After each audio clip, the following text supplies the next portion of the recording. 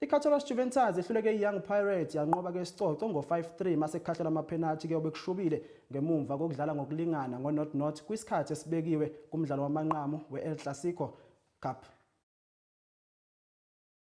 CaToulas Juventus won over Young Pirates, winning the title with a score of 5-3 in a nail-biting penalty shootout after the game ended in a 0-0 tie during the regular play in an exciting ending of El Clasico Cup. I-tournament thina kahle kahle besingazanga kuzowin i-tournament.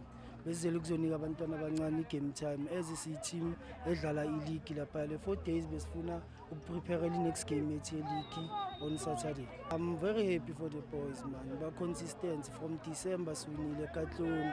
Azange sibe ne-rest up until namhlanje lapha. Into esinceda kakhulu ukudlala i-league nokujima as i-team thina siyi-team lapha. CaToulas Juventus held their nerve during the shootout, converting all 5 of their penalty with a clinical precision.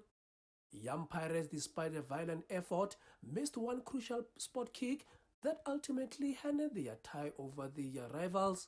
We're very big on empowering our customers or empowering our people.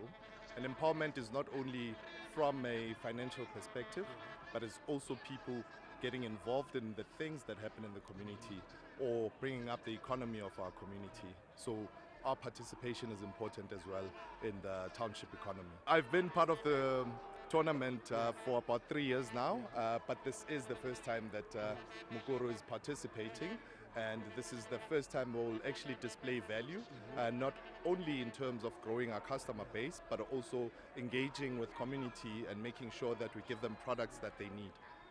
The win marks a historic achievement for the CaToulas Juventus, who showcased resilience and composure throughout the tournament, and particularly in the high-pressure moments of the final game. For Soweto TV Sports News, I am Katlego Musielele.